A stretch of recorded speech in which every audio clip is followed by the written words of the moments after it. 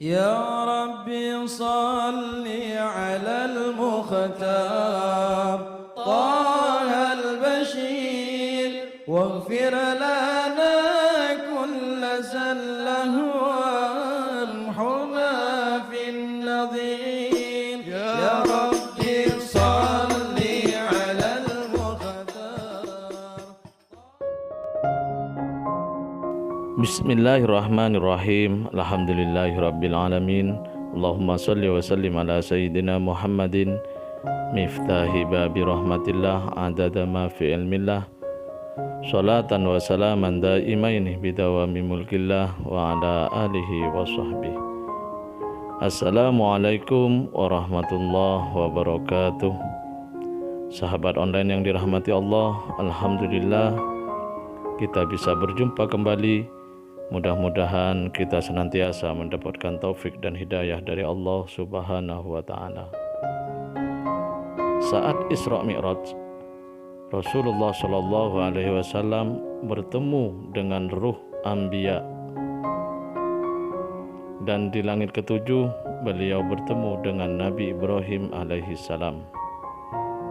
Terjadilah percakapan yang menarik di antara Rasulullah Shallallahu Alaihi Wasallam dengan Nabi Ibrahim alaihissalam, kakek beliau sallallahu alaihi wasallam. Nah, pada kesempatan ini mari kita ngaji bareng Habibana Novel bin Muhammad Al-Idrus tentang isi percakapan serta nasihat-nasihat Nabi Ibrahim alaihissalam kepada kita umat Rasulullah sallallahu alaihi wasallam di saat Isra Mi'raj. Peristiwa yang menarik. Ya, apa peristiwa yang menarik tersebut? Dikatakan dalam sebuah hadis yang diriwayatkan oleh Imam Ahmad, kemudian Ibnu Abi Dunya, Ibnu Hibban. Hadis ini sahih, bahwasanya Nabi Ibrahim di langit yang ketujuh berwasiat kepada Nabi Muhammad SAW. Saking cintanya Nabi Ibrahim pada kita, umatnya Nabi Muhammad SAW. Saking cintanya Nabi Ibrahim kepada cucunya Nabi Muhammad SAW, kita pun sebagai umatnya dicintai. Nabi Ibrahim berkata, sebagaimana diriwayatkan oleh Abi Ayyub Al-Ansari radhiyallahu anhu, anna Rasulullah SAW lailata usriya bih mara ala Ibrahim alaihi salatu wasalam faqala man ma'ak ya Jibril qala hadza Muhammadun faqala lahu Ibrahim alaihi salatu wasalam ya Muhammad mur ummatak falyukthiru min ghirasil jannah fa inna turbataha thayyibatun wa arduha wasi'atun. Qala wa ma ghirasul jannah? Qala la haula wa la quwata illa billah. Kata Nabi Ibrahim alaihissalam setelah dikasih tahu oleh malaikat Jibril alaihissalam bahwasanya ini Nabi Muhammad SAW, Nabi Ibrahim berkata, mur ummatak, ya, sampaikan kepada umatmu untuk memperbanyak mengucapkan, untuk memperbanyak menanam tanaman di surga, karena surga itu tanahnya subur dan luas. Jadi umatmu suruh banyak-banyak nanam pohon di surga, karena surga itu tanahnya subur dan luas.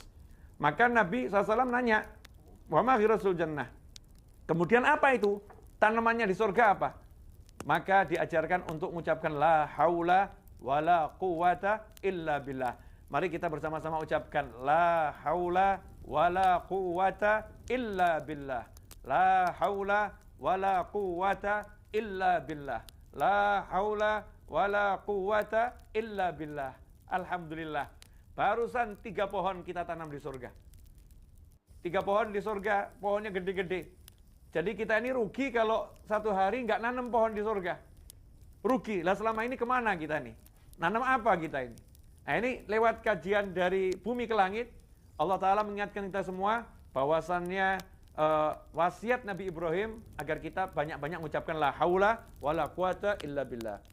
Kemudian dalam riwayat yang lain ditambahin, Masya Allah, la haula wa la quwata illa billah. Masya Allah, la haula wa la quwata illa billah. Dalam riwayat yang lain, ya, ada kalimat yang lebih menghibur kita semua.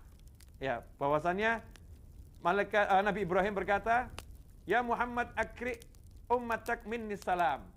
Wahai Nabi Muhammad SAW, sampaikan salamku untuk umatmu.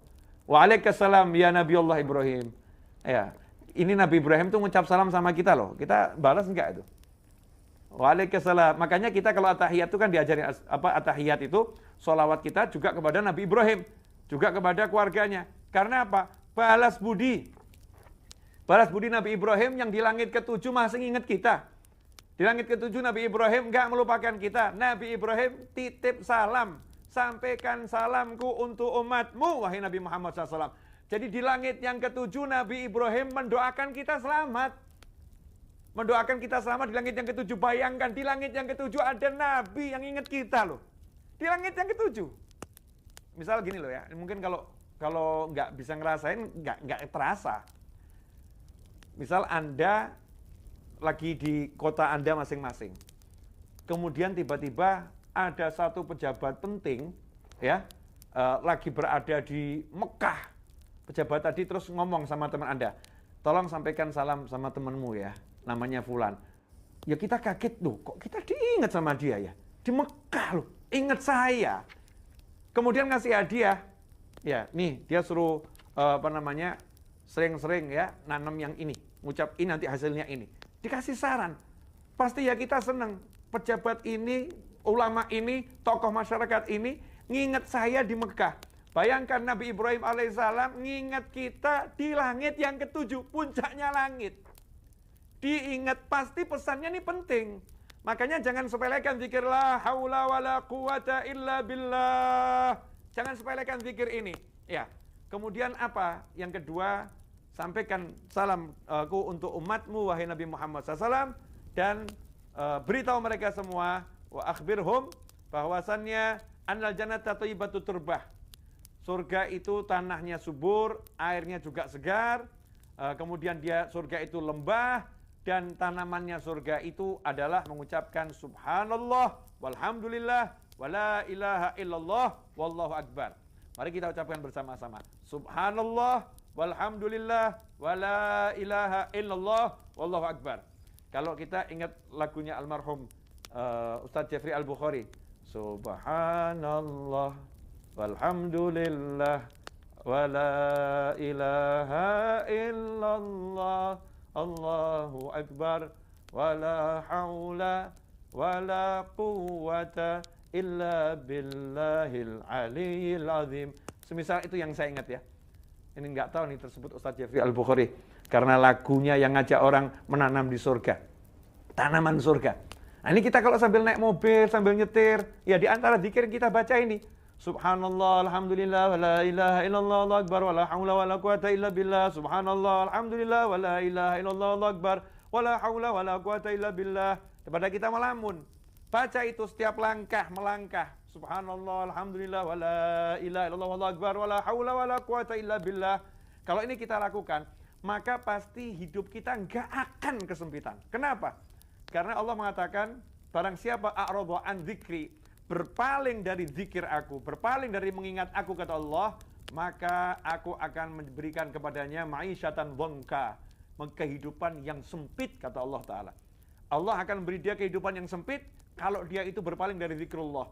Nah, ini kalau kita rajin zikir, ya hidup ini banyak berzikir, dan di antara mengucapkan subhanallah, alhamdulillah, wala ilaha illallah, Allahu akbar, wala haula wala quwata illa billah, maka Allah akan jadikan hidup kita sebaliknya dari sempit, jadi lapang.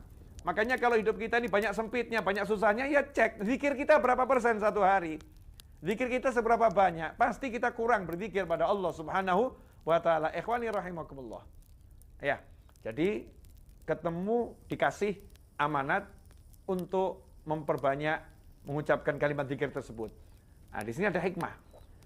Apa itu hikmahnya? Ada orang kan mengatakan bahwasannya yang meninggal nggak bisa memberi manfaat. Orang kalau udah meninggal nggak bisa beri manfaat.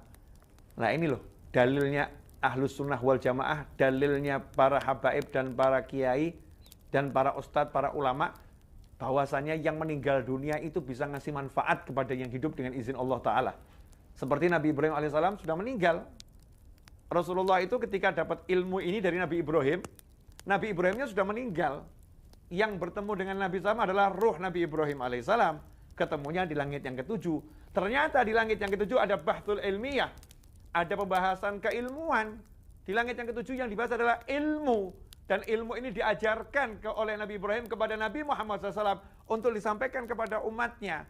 Ini manfaat dari yang meninggal dunia untuk yang masih hidup. Jadi yang meninggal beri manfaat kepada yang hidup dalam wujud ilmu. Artinya yang meninggal bisa ngajarin yang hidup. Ya, dengan izin Allah Subhanahu wa Ta'ala. Ini salah satu dalil. Mungkin ada yang bermimpi ketemu orang-orang soleh yang sudah meninggal dunia, kemudian diajarkan oleh orang soleh tersebut zikir-zikir, ya, diberi nasihat-nasihat. Ini bagian apa yang diambil dari hikmah Mi'raj Nabi Muhammad sallallahu alaihi wasallam. Alhamdulillah, kita telah menyimak penjelasan dari beliau.